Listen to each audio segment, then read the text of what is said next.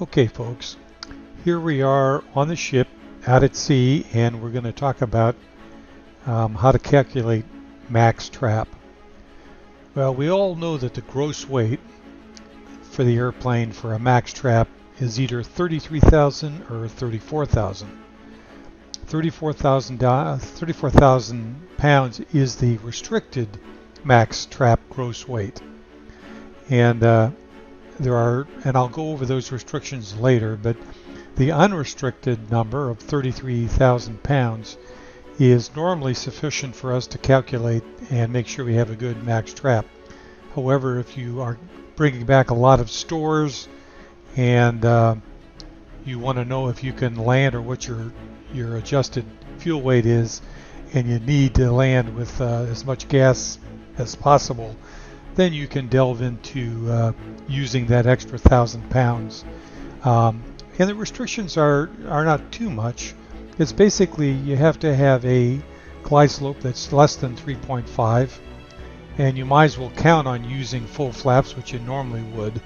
But if the winds are greater than 40 knots, you can even use half flaps if you have some sort of battle damage to your flaps. So as long as the wind over the deck is greater than 40 knots, and which in DCS you don't have much control over, it's almost always less than that, so that should not be a restriction. And going to full flaps typically is what you normally do. So you wouldn't be able to come aboard unless you could get the ship above 40 knots if you were restricted to half flaps. There's also a lateral limitation. If your lateral payload is greater than 14,500 pounds, then you're also restricted from doing anything over 33,000 pounds gross weight. Well, those are the two numbers for your gross weight. How does that figure for your fuel? What fuel weight are we talking? Because we're always talking about your max trap fuel weight, not your max trap gross weight. That's an easy number, but the fuel weight is really what makes the difference. And of course, your fuel weight, it's always still a total weight. Fuel plus aircraft has to be below 33, or as we discussed, 34. And so you have to know what your zero fuel weight is. And so we're going to take a look at that today. Now, I'm sitting in a jet here on the flight deck. The engines are not running, and what I'm showing here is a full internal fuel load of 10,890 pounds. We've got no drop tank, and as you'll see here, we have nothing on our pylons, nothing on our wingtips, so we have and also nothing on our nacelle stations, and so we have absolutely no stores. Now we do have pylons, but I submit that you're always going to have pylons in the airplane when you're out at the carrier. You're always either going to be carrying bombs or rockets or missiles. So and you can't jettison those pylons, so typically you're always going to have those pylons. So we will include those, as we will also include the pilot in our zero fuel weight. So in order to calculate that, all we really need to do is take our gross weight, which is on the checklist page. Let's go ahead and I'll show you that. Go to the checklist page from the support page, and you're going to get a aircraft gross weight of, in this case, 37,699. And I'm going to bring up a real quick calculator here. So we'll put 37,699, so 37,699, and we'll subtract our fuel weight from that, so we have the zero fuel weight. So that's 10,890. So 10,890. And that gives us 26,809 pounds for a zero fuel weight, and that includes the pilot and the 4 pylons and no stores and no fuel. So that's basically our zero fuel weight. Here are some max trap numbers in summary.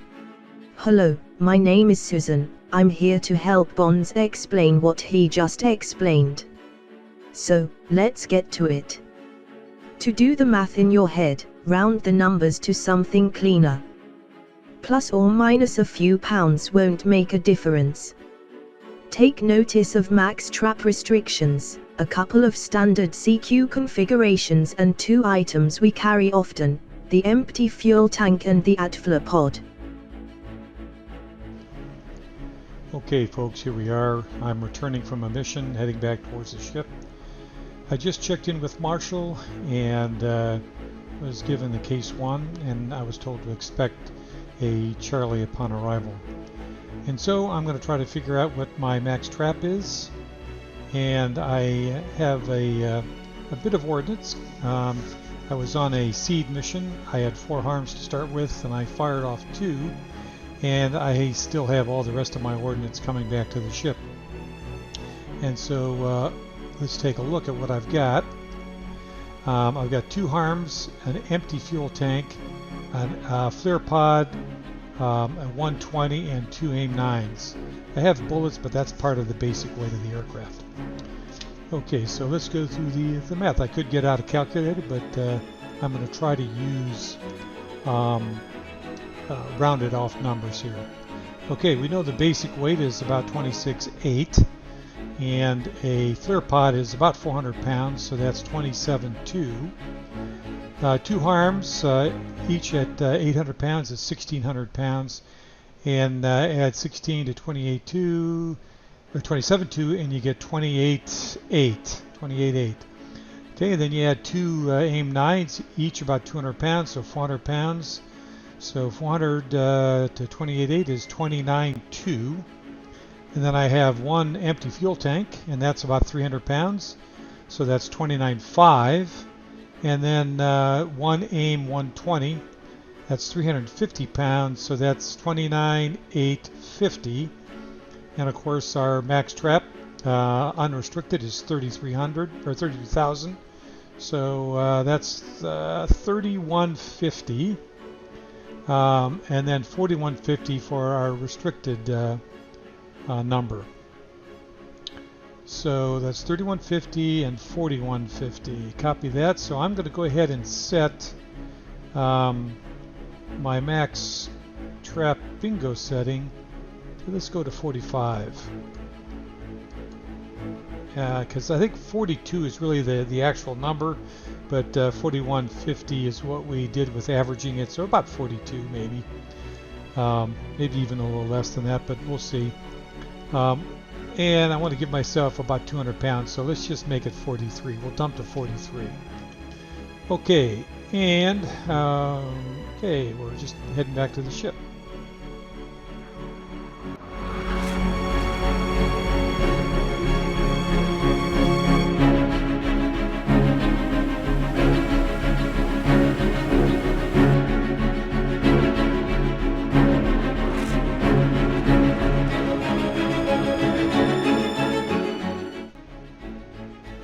Okay folks, here we are back around the ship. The ship's off there to my left.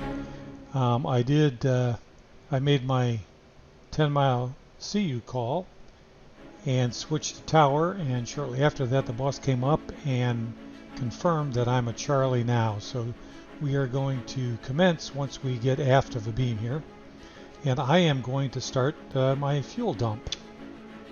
And let's just make sure the dump switch is on. It is.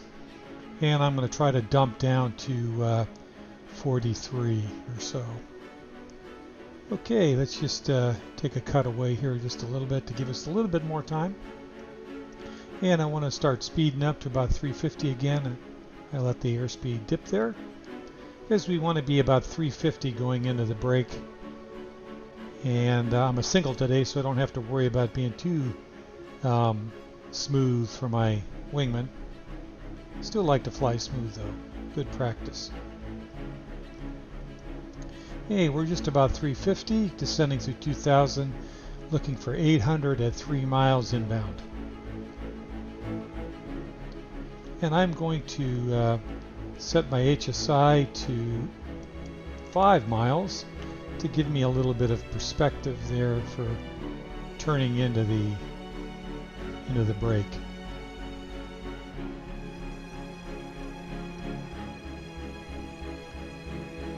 Hey, 1,200 feet, 400 feet to go.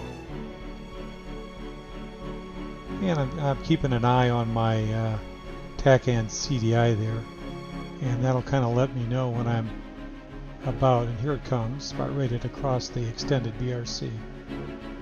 So let's just pull it over there and get to as close to 060 as we can. That looks pretty good. And we're coming down to 800 feet by 3 miles, and that's pretty close. I got my hook down, and my fuel now is at 51, and still moving down. Okay, about 800 feet, a little fast, not too fast, and right on 060, coming into the overhead.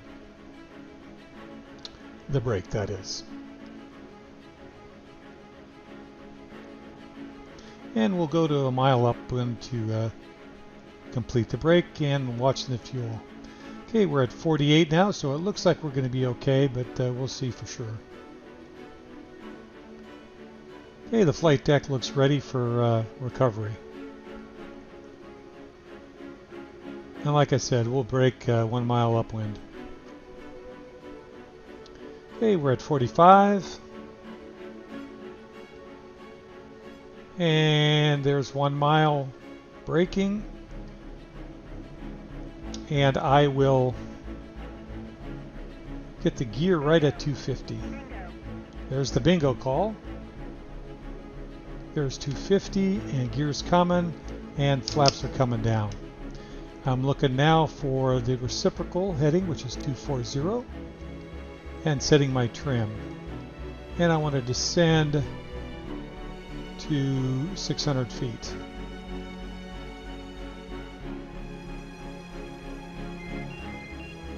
Looking good. 240, and trim looks pretty good. Still coming down. There's 240 reciprocal. Looking over at the boat, and right about 600 feet. And I'm going to start my turn right about now. And I am going to cage my flight path marker to keep it in the center. It's actually a velocity vector. And pretty much on instruments to the 90, and I want to be about 500 feet, 450 to 500 feet.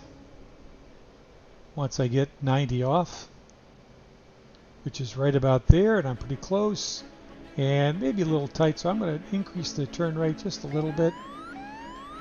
And watch my ball there. Here comes the tack and needle, and followed shortly by the ILS CDI. Okay, and we are at 4,000 pounds, so we are below our bingo, or our max trap rather. 407, Hornet Ball 4.0. Roger, Ball 407. Okay, we had a little bit to spare. So like I said, I'll go low there.